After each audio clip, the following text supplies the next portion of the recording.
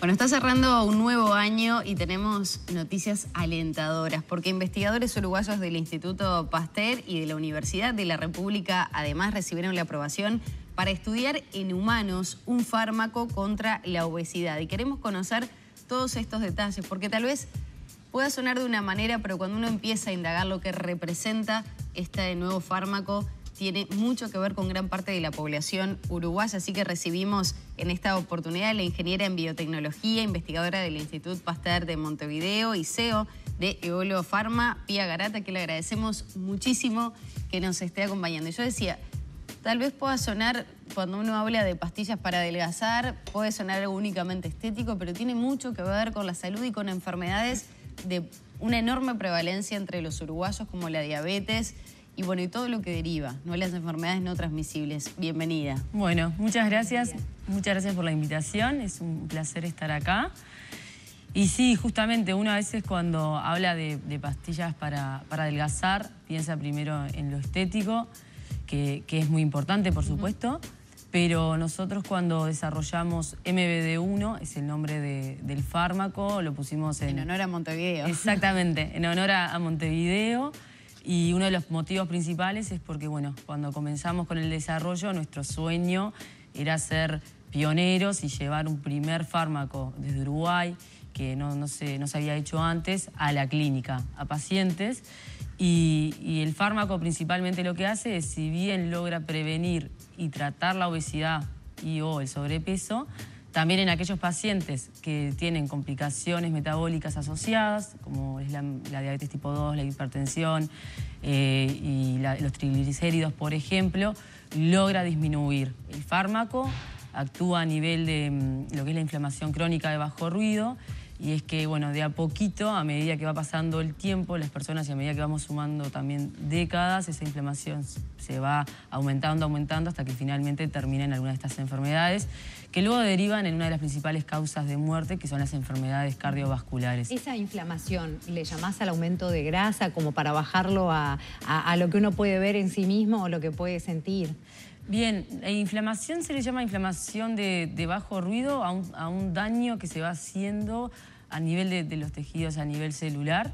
Y entonces lo que implica es que sí, a medida que va pasando el tiempo, a medida que un paciente va comiendo, no hace una dieta, se va generando ese daño en el cuerpo y, bueno, y termina como consecuencia en estas enfermedades. ¿Podemos decir entonces que va a ser un medicamento que se va a usar tanto para estética como de forma terapéutica? ¿El objetivo es más bien terapéutico? O sea, ¿a dónde se está orientando? Se orienta 100% a terapéutico. Bien. Ese es el objetivo. Es un fármaco que, si bien se va a empezar a estudiar en humanos, y para que llegue al mercado falta mucho tiempo, por lo menos 5 años, se pensó como, bueno, sí, un medicamento terapéutico que va a ser prescrito con receta médica. Empiezan, a mí por lo menos, cuando empecé a leer todo lo que era esta pastilla, me surgen miles de dudas y consultas, ¿no? Por ejemplo, hablamos de acá 5 años, pero esta etapa, ¿qué representa? ¿Cómo se va a empezar a investigar en humanos? Bien, sí. Como todo fármaco, lo principal es garantizar la seguridad en el consumidor final, que, bueno, que es la población.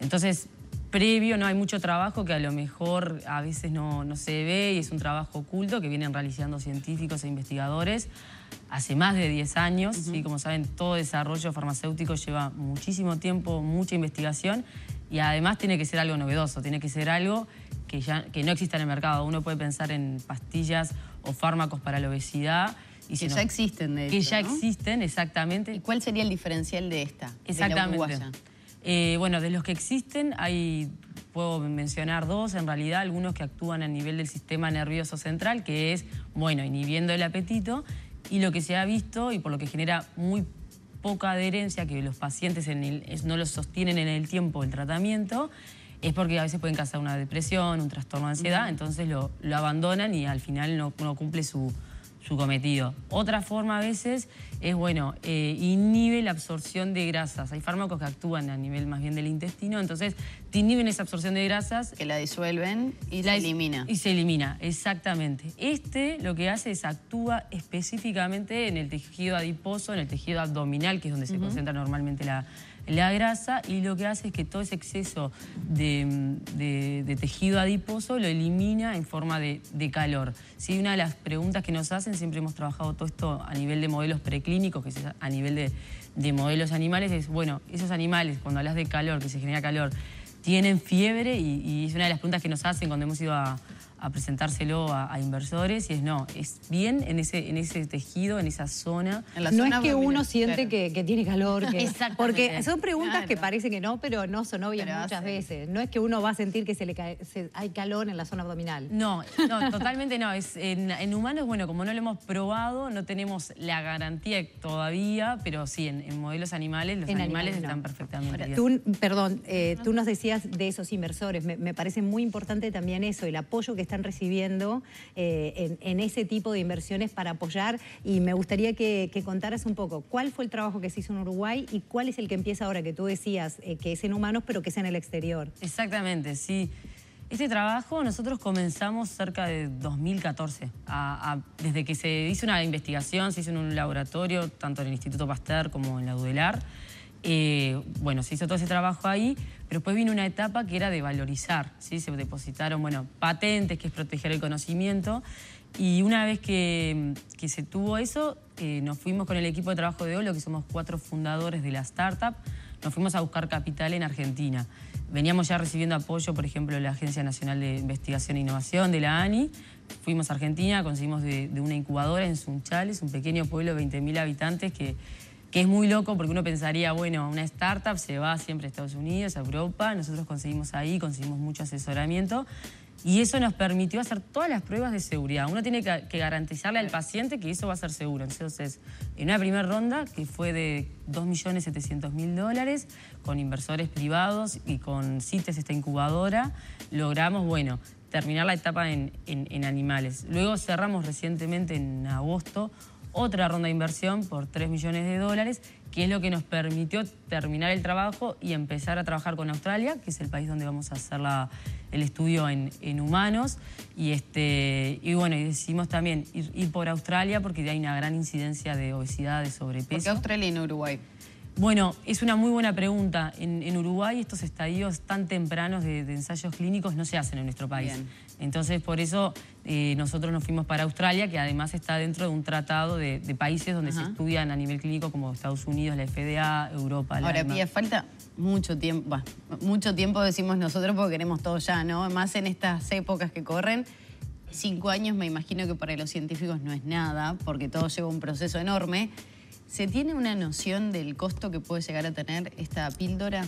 No se tiene una noción. ¿Pero sería un tratamiento costoso? No, para nada. Sería un tratamiento, o sea, como los que hoy las personas que toman tratamientos para la diabetes tipo 2, para la obesidad, un tratamiento accesible, crónico, digamos, y accesible, ¿sí? No que se tuviera que recurrir al Fondo Nacional de Recursos, no. No, para nada.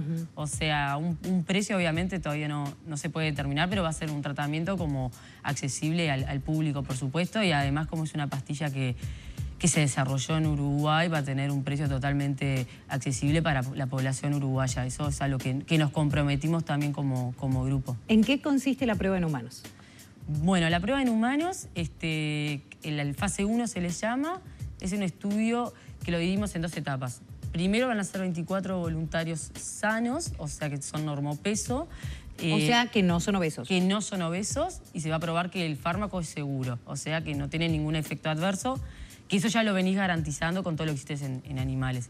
Y la segunda etapa son 24 voluntarios que ya no son normopesos, sino que tienen sobrepeso y obesidad, y además ya tienen una glicemia alterada, que quiere decir en ayuna, que quiere decir que son prediabéticos. Y el objetivo ahí, que es muy ambicioso, es que en 15 días logremos ver que el fármaco en estos voluntarios, ya con la enfermedad si se quiere, logra tener un efecto. Por ejemplo, reducir el peso, por ejemplo, disminuir la glicemia, la glucosa en ayuno. Aprovecho para poner una pregunta que, bueno, estuvo muy en el tapete con el tema de la famosa vacuna contra el COVID-19, y es que al ser humano a veces le cuesta decir, bueno, ¿y cuándo pasa a ser seguro? Fue el gran tema con la vacuna, y me lo pregunto también con estos estudios, porque uno también dice, bueno, pero de todos los otros medicamentos que tomamos, no sabemos cuánto tiempo se estudiaron, etcétera.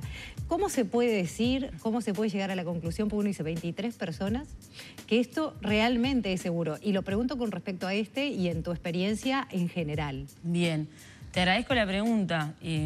A ver, nosotros ahora el fase 1 son, sí, en total van a ser entre un estudio y el otro 48. Después viene un fase 2, un fase 3 y después recién llega al mercado. Entonces, al final, para estas indicaciones que, como es la obesidad, que ataca a toda la población, un fase 2 ya estás hablando de 200 personas y un fase 3, 1000, 2000. Nosotros trabajamos con una molécula que, bueno, en la denominación química se le dice que es una pequeña molécula, y para traducirlo al público es la medicina tradicional. Es el tipo de medicamentos que venimos usando desde siempre. No es una tecnología nueva, no es una vacuna, por ejemplo, de ARN mensajero. Entonces es algo que ya se viene estudiando desde hace siglos, y justamente los fármacos que nosotros tenemos hemos usado como ingrediente, por decir de una forma, ya fármacos muy conocidos por la medicina, a los cuales después los modificamos químicamente, pero que también te garantiza que, bueno, que el fármaco va a ser seguro. ¿Sería una píldora que se tomaría a diario? La estamos pensando, una píldora así de administración oral, que también lo diferencia mucho de lo que hay disponible, porque hoy hay fármacos para la obesidad o para diabetes tipo 2 que es inyectables, hay inyectables una vez por semana. La idea nuestra es que sea de administración crónica una pastilla así. Bien, ¿y han tenido el apoyo de nuestro país? Digo, más allá que el Instituto Pasteur, la Universidad de la República, pero en líneas generales, sea apoyo económico, apoyo desde el Estado en sí mismo, ¿lo han sentido? ¿O eso mismo, tuvimos que ir al exterior porque acá los recursos eran finitos? Bien, nosotros hemos recibido sí apoyo a nivel financiero, por ejemplo, por medio de la Agencia Nacional de Innovación e Investigación. Hemos trabajado muchísimo también con la Universidad de la República.